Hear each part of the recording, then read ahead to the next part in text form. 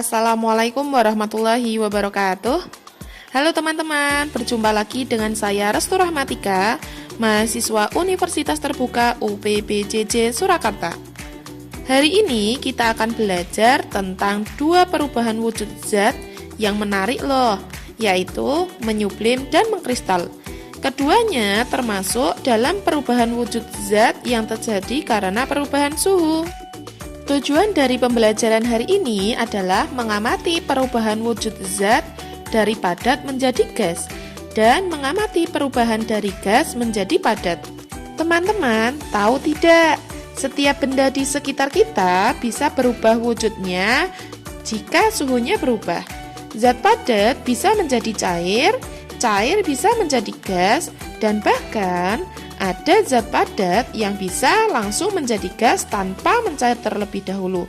Peristiwa itulah yang kita sebut dengan menyublim. Menyublim adalah perubahan wujud dari padat menjadi gas tanpa melewati fase cair ya. Proses ini terjadi karena zat menyerap panas. Contohnya kapur barus yang kita letakkan di almari.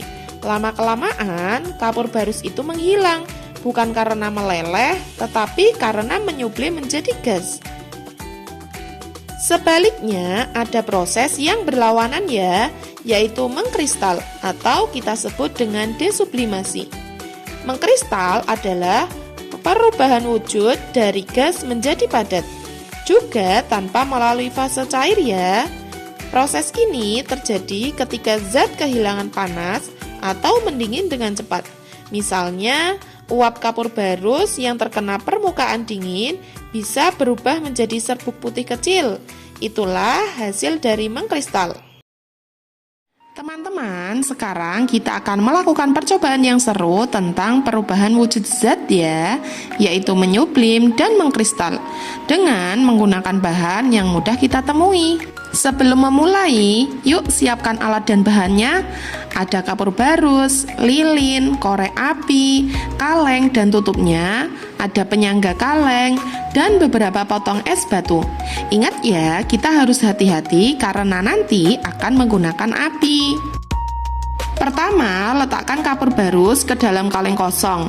Lalu, nyalakan lilin dan letakkan kaleng di atas nyala lilin menggunakan penyangga agar tidak langsung terkena api. Kemudian, ambil tutup kaleng dan letakkan beberapa es batu di atasnya.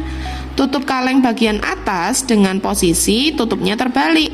Jadi, bagian yang dingin akan menghadap ke dalam kaleng. Perhatikan baik-baik ya. Ketika kapur barus mulai dipanaskan, padatan kapur barus akan berubah menjadi gas.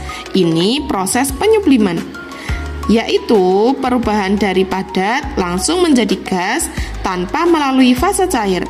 Beberapa saat kemudian, uap kapur akan mengenai tutup kaleng yang dingin dan kembali menjadi padatan. Inilah proses mengendap atau mengkristal kembali. Setelah beberapa menit, matikan lilinnya dan biarkan kalengnya dingin. Coba lihat bagian dalam tutup kaleng, ada lapisan putih seperti salju kan? Nah, itu adalah kristal kapur barus, hasil dari proses penyubliman dan pengendapan kembali. Jadi, dari percobaan ini kita belajar bahwa sublimasi adalah proses perubahan wujud zat dari padat menjadi gas, sedangkan mengkristal atau desublimasi adalah perubahan dari gas menjadi padat. Proses ini bisa kita temui di kehidupan sehari-hari, misalnya pada kapur barus di lemari yang lama-lama habis karena menyublim. Gimana? Menarik kan? Yuk ikuti cara-cara ini, kamu praktekkan sendiri. Sampai jumpa di percobaan berikutnya ya. Tetap semangat belajar sains bersama saya ya. Sampai jumpa.